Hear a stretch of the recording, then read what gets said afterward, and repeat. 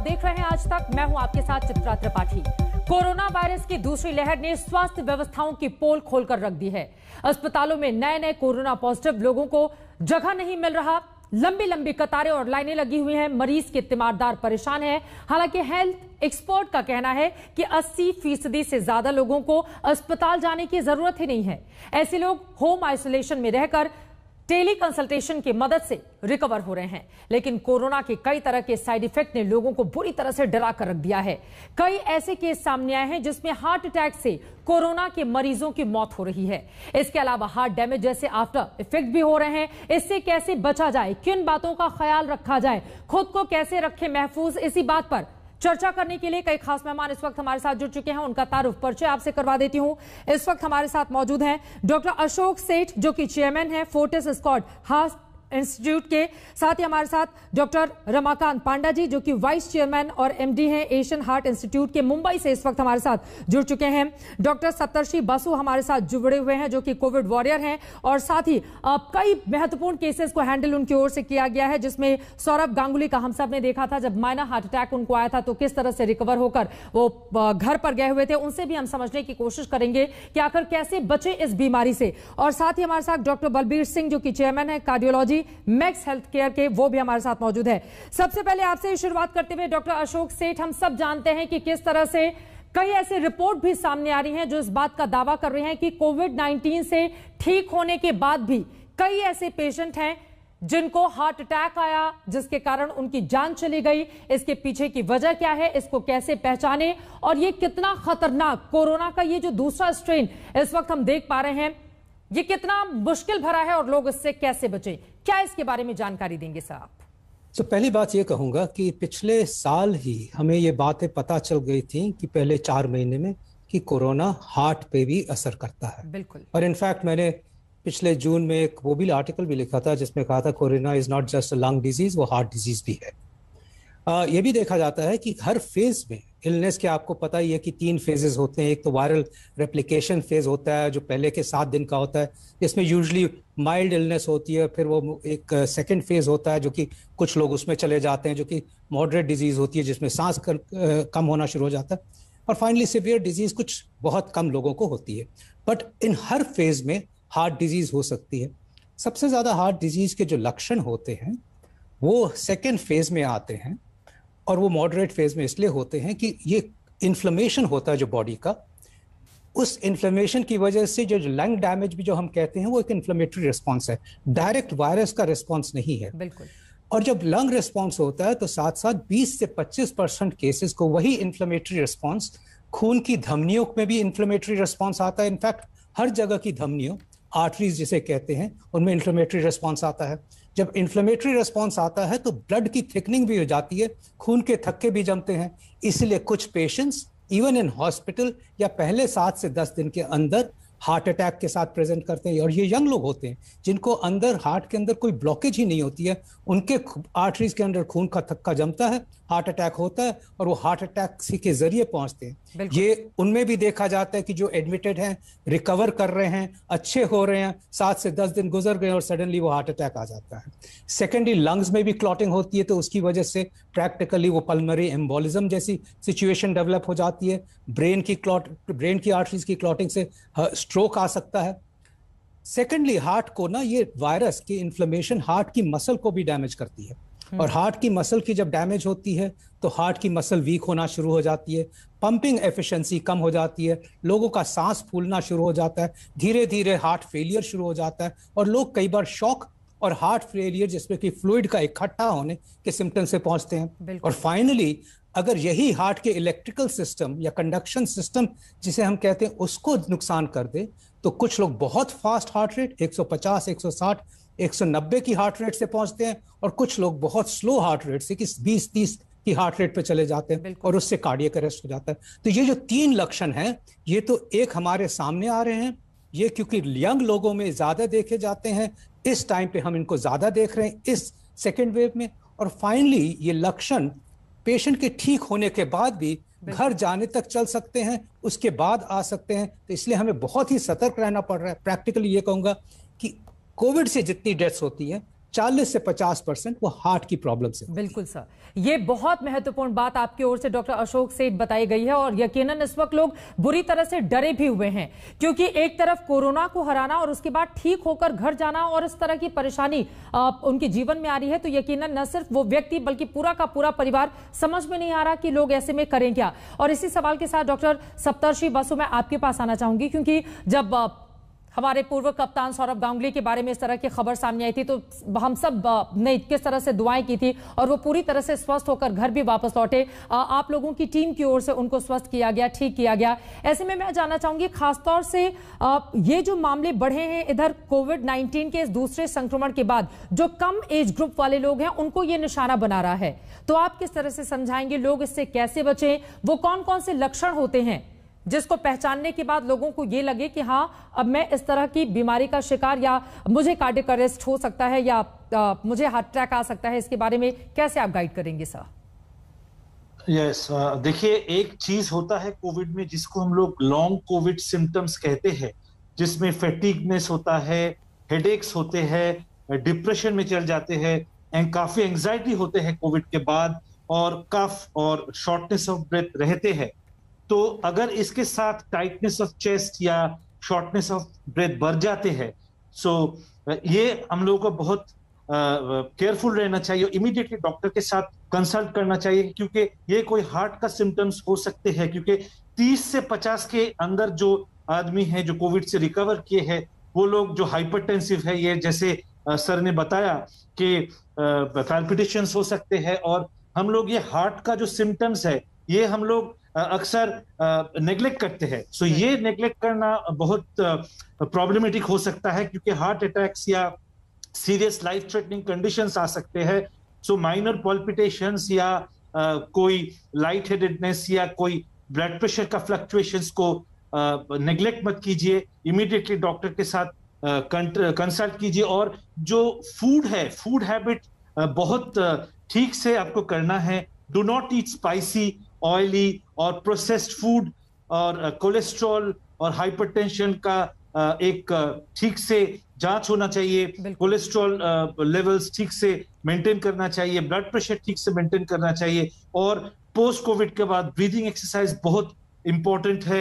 एक optimum wait हम लोगों को मेंटेन करना है, मॉनिटरिंग करना है। जो अल्कोहलिक है या स्मोकर्स है उन लोगों को क्विट करना है। ये बहुत बहुत इंपॉर्टेंट है, क्योंकि अगर ये सब, क्योंकि जैसे सर ने कहा है कि एक इन्फ्लेमेशन होता है हार्ट का और मायोकार्डाइटिस होता है पोस्ट कोविड, सो ये सब हार्ट को और नाजुक बना देते हैं और काफी तरह के हार्ट अटैक और कार्डियक अरेस्ट हो सकते हैं। तो ये बहुत ध्यान से चलना है कि हम लोगों का ये जो ब्रीदिंग डिफिकल्टी या चेस्ट पेन अगर होता है पोस्ट कोविड, ये बहुत ध्यान से हम लोगों को डॉक्टर के साथ कंसल्ट करना है। सर ये बहुत जरूरी बातें आपकी ओर से बताई गई हैं और इस वक्त हमारे साथ जितने भी डॉक्टर मौजूद हैं, यकीन मानिए इनका एक एक मिनट बहुत कीमती है और इनकी जो बातें इस वक्त आप सुन रहे हैं उस पर बहुत गौर फरमाएं, क्योंकि ये आपको कहीं और सुनने या जानने के लिए नहीं मिलेंगे। और इनकी बातों पर अगर आप अमल करते हैं तो यकीनन आप खुद का और अपने परिवार का पूरी तरह से ध्यान दे पाएंगे। इसी वजह से अब डॉक्टर रमाकांत पांडा में सीधे आपका रुख करते हुए,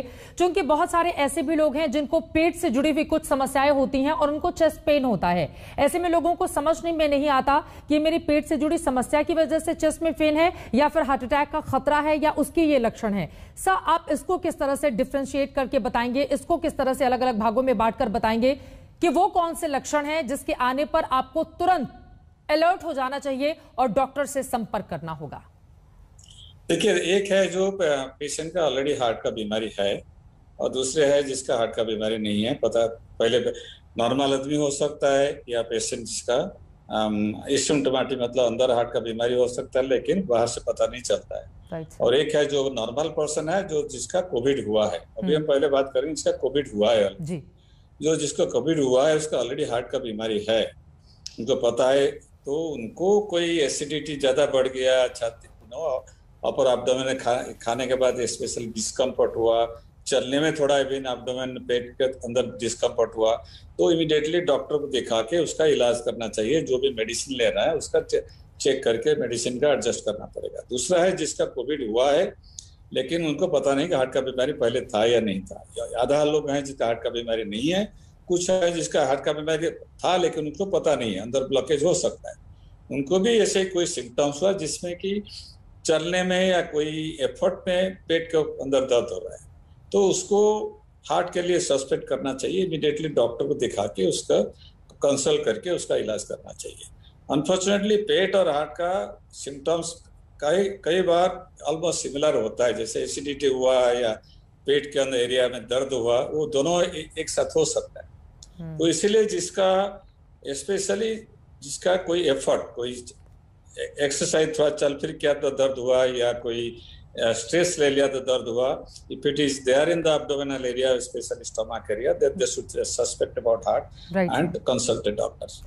बिल्कुल, ऐसे में खुद से इलाज करने के बजाय सीधे आप डॉक्टर के पास जाएं या डॉक्टर से जैसे भी आप मोबाइल के जरिए जैसे भी बातचीत करें और तुरंत आप उनसे संपर्क करके जानें कि आपके लिए उचित सलाह क्या दी जाती है। डॉक्टर बलबीर सिंह, अब मैं सीधे आपके पास आते हुए, चूंकि ऑक्सफोर्ड जर्नल की मैं रिपोर्ट पढ़ रही हूं, उसमें लिखा हुआ है कि कोविड-19 से गंभीर रूप से पीड़ित तकरीबन 50% हॉस्पिटलाइज मरीजों का रिकवरी के महीने भर के बाद हार्ट डैमेज हुआ है। ऐसे में जितने भी लोग जो रिकवर हो रहे हैं कोरोना से, क्या उन सभी के लिए इस तरह का खतरा है? उनको किस तरह की सलाह आप देंगे डॉक्टर बलबीर? तो हमने जो देखा, मेरा अपने पर्सनल एक्सपीरियंस, क्योंकि हमारे यहाँ बहुत कोविड पेशेंट्स हुए जी सर। हमने जो देखा, जो मुसीबत ये है कि कुछ हार्ट अटैक्स हुए हैं जब पेशेंट घर डिस्चार्ज होकर चले गए, तो कोविड नेगेटिव थे और हार्ट अटैक हो गए। हम उनको अच्छी तरह ट्रीट कर पाए क्योंकि हम प्रिपेयर्ड थे कि उसको हो सकता है, हमने इमीडिएटली लिया। मुझे दुख उन पे आता है जो कोविड पॉजिटिव है और जब हार्ट अटैक होता है। अब पूरा सिस्टम डिस्टर्ब हो जाता है अगर एक कोविड पॉजिटिव को हार्ट अटैक होता है, बिकॉज अब आप उसको कोविड नेगेटिव पेशेंट के साथ मिक्स नहीं कर सकते। तो आपको एक कॉरिडोर क्रिएट करना पड़ता है जहां से उसको लेके जाया जाए, उसका इलाज किया जाए और उसको वापस कोविड वार्ड में डाला जाए। इसमें बहुत चैलेंजेस हैं और इसमें हम स्ट्रगल कर रहे हैं बहुत। हमने अपने प्रोटोकॉल्स रखे हैं कि कोविड पॉजिटिव पेशेंट आए तो उसको हम बेस्ट ट्रीटमेंट दें हार्ट का, चाहे वो को जैसे कोविड नेगेटिव को देते हैं। हमारी टीम भी सेफ होनी चाहिए, पेशेंट भी सेफ होनी चाहिए। अब ऐसा होता क्यों है कि ये कोविड, पहले उसको हार्ट की कोई बीमारी नहीं थी, अब उसको कोविड हुआ, उसको उसके बाद हार्ट अटैक हुआ। मैं बताता हूँ इसका मेजर रीजन है स्ट्रेस। कल मेरे पास एक पुलिस ऑफिसर आया जो सिर्फ 34 ईयर्स ओल्ड है। वो 10 दिन आईसीयू रह के आया और अब कोविड नेगेटिव है और 15 दिन बाद मेरे को मिलने आया और उसने कहा कि मुझे लगता है मुझे हार्ट अटैक हो गया। मैंने सारे टेस्ट कराए, उसके कुछ नहीं निकला, बट मैं उसके विजिबल एंजाइटी देख सकता था। मैं उसको इतना एंशियस देखा, उसका हार्ट रेट बढ़ा हुआ था, उसको पसीने छूट रहे थे। वो कह रहे कि ये एक्सपीरियंस जो मैं आईसीयू में निकल के आया हूँ, ये एक्सपीरियंस इतना डरावना एक्सपीरियंस है कि मुझे बहुत डर लगा। सो स्ट्रेस, तो इसमें फैमिली मेंबर्स और डॉक्टर्स को उसका स्ट्रेस को बहुत कम करना चाहिए, because stress induced heart disease बहुत कॉमन है इस डिसऑर्डर में। वो इतना एक्साइटेड था, उसने कहा क्या मेरा अभी प्लाज्मा लिया जा सकता है? मैंने कहा अभी तुम्हें 1 महीना भी नहीं हुआ, अभी वेट करो। कह रहे मैं दूसरों की मदद करना चाहता हूँ ताकि और कोई ऐसे सफर न करे। बिल्कुल। तो ये बहुत ही ड्रामेटिक डिजीज है जिसमें हार्ट के ऊपर बहुत स्ट्रेस होता है, ना कि सिर्फ इन्फ्लेमेशन का, बट और एंजाइटी और डिप्रेशन और heart rate going up. Heart rate कईयों का 110 120 होता है जब वो आते हैं और उनको पता नहीं, और हम ढूंढते रहते हैं, कोई कॉज नहीं मिलता। तो बहुत ही डिफिकल्ट सिचुएशन है हम जो गुजर रहे हैं। तो डॉक्टर बलबीर, इसका समाधान क्या है? अगर एंजाइटी हो रही है और मानसिक रूप से परेशानी का सामना भी तमाम न सिर्फ मरीज बल्कि उनके परिजन भी कर रहे हैं, कोर है जो उसकी एंजाइटी को खत्म कर सकते हैं। उसको हम दवाइयां दे सकते हैं जो उसकी एंजाइटी को कम करें। हम उसको दवाइयां दे सकते हैं अगर उसका ब्लड प्रेशर बढ़ा हुआ, बट इट्स वेरी कॉमन, बहुत कॉमन हो रहा है। वो कह रहे मैं कभी ब्लड प्रेशर नहीं था, अभी मेरा ब्लड प्रेशर शुरू हो गया। ये सब स्ट्रेस के इफेक्ट्स हैं। स्ट्रेस से हार्ट की पंपिंग भी वीक हो सकती है, जिसको हम कहते हैं स्ट्रेस इंड्यूस कार्डियोमायोपैथी। तो ये स्ट्रेस और इन्फ्लेमेटरी जो डिजीज है, साइटोकिन स्टॉर्म, बहुत हार्ट के ऊपर नुकसान। हार्ट फेलियर जैसे मामले लगातार सामने आ रहे हैं, हार्ट अटैक जिससे मरीजों की मौत हो रही है, और ये कहा जा रहा है कि कोरोना से ठीक होने के बाद इस तरह के लक्षण और उसके बाद अचानक से डेथ कर जाना यकीनन ये चिंता का सबब बना हुआ है, जिसको लेकर लगातार देश के जाने माने डॉक्टर्स के साथ हमारी ये चर्चा जारी है, जिनसे हम जानने की कोशिश कर रहे हैं कि आखिर इस हालात से बचे कैसे। डॉक्टर सप्ताशी बसु, एक बार फिर से आपका रुख करते हुए ये जानना बहुत जरूरी हो जाता है, जिसका जिक्र डॉक्टर अशोक सेठ कर रहे थे कि 4 से 6 हफ्ते कोरोना से ठीक होने के बाद का बहुत महत्वपूर्ण होता है। तो क्या अगर आज कोई कोरोना को मात दे देता है, इसके बाद 4 से 6 हफ्तों का ही ध्यान रखना है, उसके बाद क्या ये हार्ट वाली प्रॉब्लम नहीं आएंगी, या आपको लग रहा है कि नहीं, अब धीरे धीरे करके इसको मात दिया जा सकता है, इसीलिए एक लंबा वक्त इसके लिए लगेगा? समय सीमा क्या होती है सर, इसके बारे में मैं आपसे जानना चाहूंगी। देखिए, धीरे धीरे जैसे सर सब ने बोल रहे हैं कि ये एकदम ठीक है कि ये टाइम लगता है। जैसे सर ने बोला है कि ज्यादा तरह के एक्सरसाइज मत कीजिए, ग्रेजुअली धीरे धीरे आपको नॉर्मल वॉकिंग से gradual mild to moderate exercise करना है, हेवी एक्सरसाइज नहीं करना है। और मैं ध्यान देना चाहूंगा diet is very important. Try to eat fresh fruits, vegetables, grains, legumes, nuts and pulses. Avoid junk foods, avoid processed food. और आपका प्रेशर का रेगुलर चेकअप करना है, आपको कोलेस्ट्रॉल को मॉनिटर करना है। और ज्यादा तरह की स्ट्रेस और एंजाइटी इज वेरी इंपॉर्टेंट। अगर स्ट्रेस और एंजाइटी होते हैं तो ये हार्ट अटैक ज्यादा प्रेसिपिटेट करेंगे। तो ये सब जो न्यूज आता है, ये सब जो खराब व्हाट्सएप का फॉरवर्ड्स आते हैं, ये सब को अवॉइड करें, क्योंकि इससे आपको परेशानी और ज्यादा बढ़ेगा, इससे आपका कोई मेंटल पीस हैम्पर्ड होगा। सो ये बहुत इंपॉर्टेंट है कि after you recover from the COVID, you have to have a very good and healthy mental health. उसके आप मेडिटेशन कीजिए, योगा कीजिए, ग्रेजुअली अच्छे सॉन्ग सुनिए, enjoy time with your family, but don't पोक इनटू दीज न्यूज। और इसमें आपका एंजाइटी ज्यादा बढ़ते हैं। यकीनन आपकी ये बातें सही है कि इस तरह की खबरें लगातार देखते रहने से मानसिक रूप से लोग ज्यादा परेशान होते हैं और उसका असर भी देखने को मिलता है। लेकिन हम ये जो कार्यक्रम लेकर आए हैं दर्शकों की जागरूकता के लिए, अब आगे बढ़ते हुए डॉक्टर रमाकांत सीधे मैं आपका रुख करते हुए, जो बातें यहाँ पर डॉक्टर बसु की ओर से कही गई हैं वो बहुत ज्यादा जरूरी हैं। इसी को थोड़ा सा और आगे बढ़ाते हुए क्या क्या खाने में, और चूंकि ज्यादातर लोग ऐसे भी हैं जो इस वक्त घर के भीतर हैं, जो घर के भीतर कैद हैं, या जैसे भी उनका सामान्य जीवन इस वक्त नहीं चल रहा है, उनके लिए किस तरह की सलाह देंगे? और स्ट्रेस से बचने के लिए जो बीमार है उसको ये भी पता है कि अस्पताल में किस तरह की भीड़ है, अचानक से अगर मुझे कुछ हो जाएगा तो मुझे बेड मिलने में 4 से 6 घंटे, 10-15 घंटे का वक्त लग सकता है। ऐसे में यकीनन परेशानी मानसिक रूप से लोगों को घेरे हुए है। इससे निकलने के लिए आप क्या सलाह देंगे सर? जी, हमारा जो पहला एडवाइस होगा, देखिए जो पहला 2020 में जो हुआ, अभी जो हुआ कोविड में ज्यादा फर्क नहीं, एक ही फर्क है, अभी जो नया स्ट्रेन है ये ज्यादा इन्फेक्टिव है, 3 to 4 टाइम ज्यादा इन्फेक्टिव है। Second thing, it is affecting more younger people, but again younger people जो अफेक्ट हो रहा है उस पर ये भी हो सकता है कि पीपल आर मोर केयरलेस, क्योंकि अभी 1 साल के बाद सब लोग कोविड फैटिग हो गया है। मेरा पहला एडवाइस होगा सबको, घर के अंदर किसको सपोज कोविड हुआ, रिकवरी होकर आया है, बाकी सारे फैमिली मेंबर को जो बेसिक प्रिकॉशंस जैसे मास्क पहनने का है, हाथ सफाई करना है, फिजिकल डिस्टेंस रखना है, ये सब बहुत जरूरी है, नंबर 1। नंबर 2, बॉडी का इम्यूनिटी बढ़ाना, क्योंकि इसके लिए 2 ही है, एक आपका इम्यूनिटी बढ़ाना पड़ेगा, दूसरा चीज शरीर के अंदर कितना वायरस अंदर जा रहा है, वो दोनों चीज के ऊपर आपका कितना खराब बीमारी होगा, कितना तकलीफ होगा, डिपेंड करता है। तीसरा आपका कोई कोमॉर्बिडिटी, बाकी कंडीशन है, डायबिटीज, ब्लड प्रेशर, हार्ट बीमारी, लंग्स वगैरह है, तो इसलिए मास्क पहनना सबसे इम्पोर्टेंट है, जितना पॉसिबल है। एज लॉन्ग एज सामने पास में कोई भी आदमी आए तो आपको मास्क पहनना बहुत जरूरी है, और डबल मास्क पहनना बेटर है, क्योंकि अभी थोड़ा एविडेंस आया है कि ये पहले भी था, अभी भी है, मोस्ट लाइकली एयरबोर्न भी है, तो इसलिए मास्क पहनना बहुत जरूरी है। नंबर 2, शरीर का इम्यूनिटी बढ़ाने के उसके लिए। लेकिन इसी के साथ कुछ लोग मास्क पहनने को लेकर अलग ही तर्क देते हैं। ऐसे बहुत सारे मामले सामने आए जिसमें लोग कहते हैं कि बहुत देर तक मास्क पहनने से सांस लेने में तकलीफ होती है, सांस फूलने की समस्या होती है।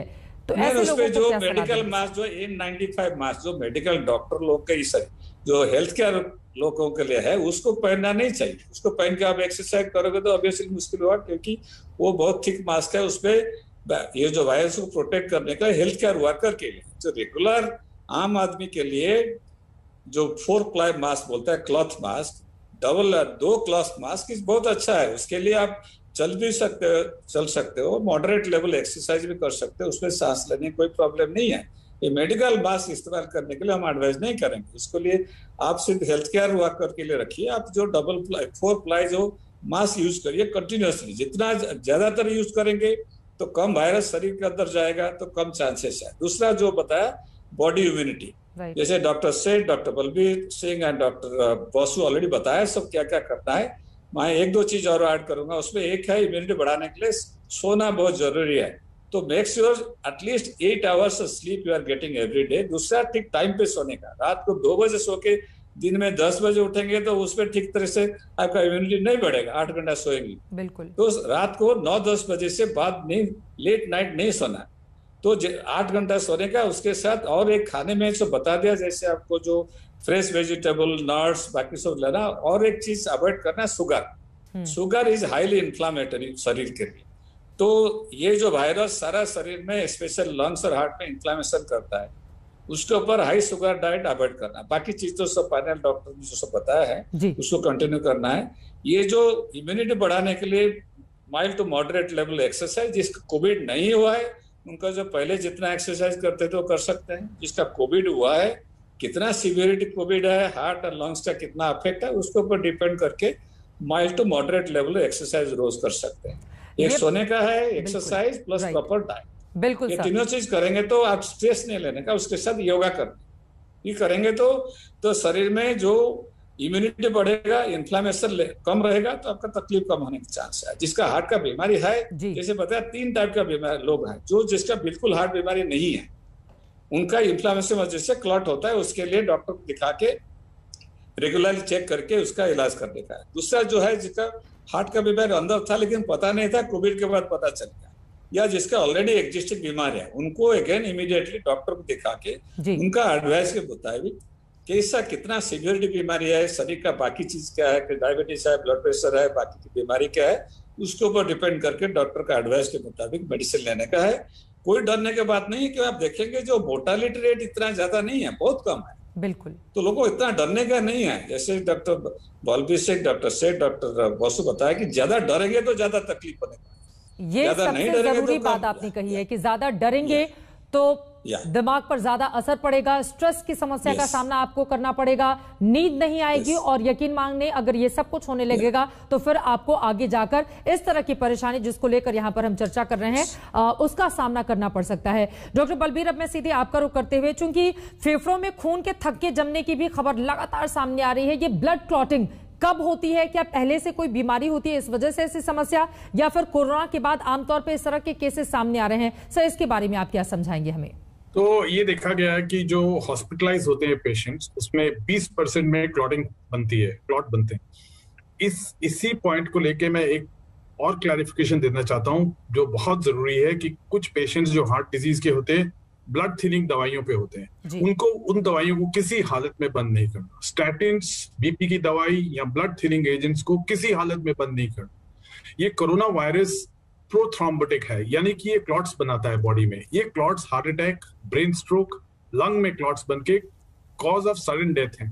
इसको हर हालत में अवॉइड करना है। दूसरा क्वेश्चन जो लोग मुझे रोज पूछते हैं कि हमें स्टेंट डला हुआ है और मैं ब्लड थिनिंग लेता हूं, क्या मैं वैक्सीन से पहले बंद करता हूं, बंद कर दूं? ये बिल्कुल बंद नहीं करनी दवाई। चाहे वैक्सीन आप लेंगे और ये दवा चलेगी, आपको कोई प्रॉब्लम नहीं होगी। किसी को बंद नहीं करनी ब्लड थिनिंग एजेंट्स। ये बहुत ही डेडली सिचुएशन है। इसमें बीपी की दवाई, ब्लड थिनिंग्स बिल्कुल बंद नहीं करनी, क्योंकि ये वायरस प्रोथ्रोम्बोटिक है। ये क्लॉट्स बनाता है बॉडी में, जो clots brain stroke, heart attacks और लंग में क्लॉट, जिसको हम पल्मोनरी एम्बोलिज्म कहते हैं, ये करता है। और हम एक्चुअली इनमें काफी ब्लड थिनिंग एजेंट्स देते हैं जो हॉस्पिटल आईसीयूज में एडमिट होते हैं। तो इसमें हमें बहुत ध्यान देना है कि किस पेशेंट को ब्लड थिनिंग देनी है। और हम जनरली इसको, जो पेशेंट्स एडमिटेड होते हैं, 1 महीने से 3 महीने तक ब्लड थिनिंग एजेंट्स देते हैं कई पेशेंट्स को, ताकि वो क्लॉट्स ना बने उनके आगे जाते हुए। फिर भी आपको ये प्रिकॉशन रखनी है कि अपने डॉक्टर के टच में रहें कि कितने दिन और खानी है और कब तक खानी है। लक्षण क्या है सा, अगर आम लोग इस बात को समझना चाहें कि ब्लड क्लॉटिंग यानी कि खून के थक्के जमना, जिसको हम हिंदी में कहेंगे, उसकी समस्या कब होती है, उसके लक्षण क्या होते हैं जिससे हम पहचान पाए? उसके लक्षण, जो लंग्स में क्लॉट बनते हैं, उसमें बीपी ड्रॉप कर सकता है, सांस फूल सकता है। हम जनरली सीटी स्कैन कराते हैं, उस सीटी स्कैन में पता लग जाता है क्लॉट्स के बारे में। उसको फिर हम डिसॉल्विंग दवाइयां देते हैं कि उसको डिसॉल्व कर पाए। हार्ट में अगर क्लॉट बनता है तो वो हार्ट अटैक या चेस्ट पेन के साथ आता है पेशेंट। और जिसके पैर में क्लॉट्स बनते हैं, उनके पैर में सूजन होती है या पैर में दर्द होता है, या ब्रेन स्ट्रोक, एक हाथ या पैर थोड़ी देर के लिए काम करना बंद कर दे, इसका क्लियर इंडिकेशन है कि ब्रेन में क्लॉट बना है। तो ये इंडिकेशंस और सिम्टम्स हैं जो हमें बताते हैं कि क्लॉट्स बन गए।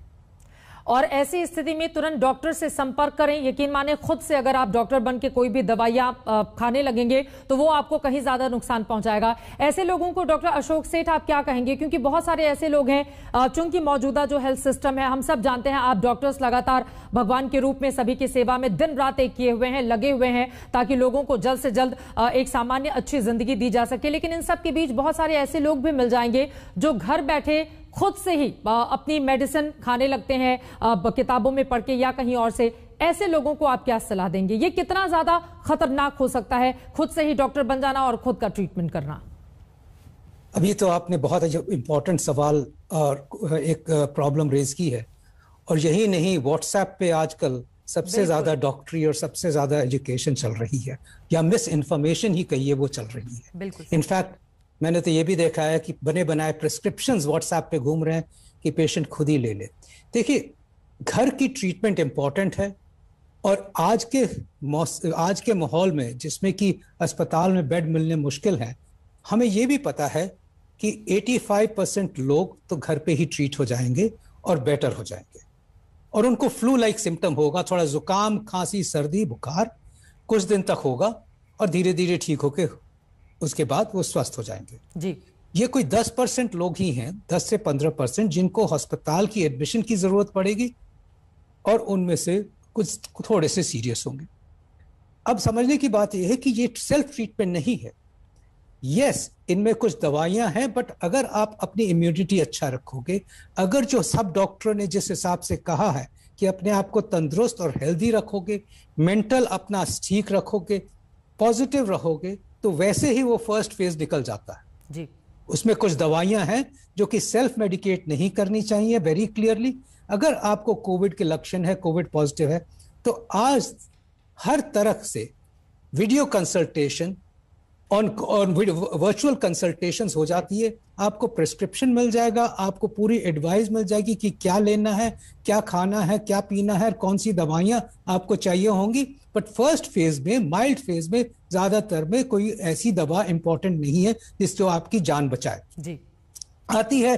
बट उससे सबसे बड़ा फायदा यह होता है कि कुछ लोग 5वें से 7वें दिन पे थोड़ा सीरियस होना शुरू करते हैं, और आज अब तो हम इस दौर में देख रहे हैं कि 4थे दिन पे ही कुछ लोग सीरियस होना शुरू करते हैं। इसीलिए आपने सुना होगा कि बताते हैं कि सबसे इंपॉर्टेंट है कि अपनी ऑक्सीजन सैचुरेशन मेजर करना, बिल्कुल, और 6 मिनट चलने के बाद अपनी सैचुरेशन मेजर करना। ये इसलिए कहते हैं कि लोग तो स्वस्थ फील करते रहते हैं, लोग कहते हैं कि मैं ठीक चल रहा हूं, बट वो एक पहला इंडिकेटर होता है कि आप मॉडरेट डिजीज पे जा रहे हो, शायद वो वायरस आपके लंग को इफेक्ट कर रहा है। जब आप पहले ही फेज में डॉक्टर से टच में रहते हो, उसकी दवाइयां, उसके सुपरविजन में रहते हो, तो आपका वार्तालाप डॉक्टर से कंटिन्यूअसली हो सकता है। अगर वो डॉक्टर समझता है कि सैचुरेशन कम हो रही है, तो आपको वो विधियां बताएगा कि क्या करना है। आपको सेकंड फेज की दवाइयां सोचना शुरू करेगा कि क्या करना है। आपकी सुपरविजन हो कि कब कौन सी दवाई स्टार्ट करनी है। और बाय द वे, मैं ये भी बता दूं कि जो सेकंड फेज में कुछ लोग जो 15% सेकंड फेज में जाते हैं, और जिनको उस सेकंड फेज की दवाइयां चाहिए होती हैं, जैसे आपने सुना होगा कि आजकल सबको पता है कि कॉर्टिकोस्टेरॉइड से हमें फायदा हो सकता है, और ये सब व्हाट्सएप ग्रुप में भी एजुकेशन चल रही है। अनफॉर्चुनेटली आप सबको ये भी बता दूं कि अगर वो कॉर्टिकोस्टेरॉइड अगर आपने जल्दी और खुद स्टार्ट कर दिए तो वो जानलेवा भी हो सकता है। वायरस और गति से मल्टीप्लाई कर सकता है, वायरस और डैमेज कर सकता है। तो इतना ज्यादा इंपॉर्टेंट है कि कौन सी दवा कब शुरू हो, कि आपकी मौत भी हो सकती है उन दवाइयों से, और उसी दवा से अगर सही टाइम पे शुरू की जाए और सही फेज पे, तो आप बच भी सकते हो। सर, ये बहुत जरूरी बात आपकी ओर से बताई गई है। डॉक्टर अशोक सेठ आपका, डॉक्टर सप्तर्षि बसु आपका, डॉक्टर बलबीर आपका, और साथ ही हमारे साथ एशियन हार्ट इंस्टीट्यूट के डॉक्टर रमाकांत पांडा आपका बहुत शुक्रिया हमारे दर्शकों को ये जानकारी देने के लिए। और यकीन मानिए आज की तारीख में ये जो बातें आप लोगों की ओर से बताई गई हैं, उससे न सिर्फ जो हमारे दर्शक आपको सुन रहे हैं, देख रहे हैं, उनका डर कम होगा, बल्कि एक आत्मविश्वास भी पैदा होगा। डरे नहीं, बल्कि इसका मुकाबला करें, और इसका मुकाबला करने के लिए सबसे ज्यादा जरूरी है कि मानसिक रूप से खुद को तैयार करें। और जैसे ही जो लक्षण हमारे डॉक्टर्स ने बताए हैं, अगर आप उसको महसूस कर रहे हैं तो अपने डॉक्टर से संपर्क करें, अपनी जान को बचाएं, अपने परिवार को भी महफूज रखें।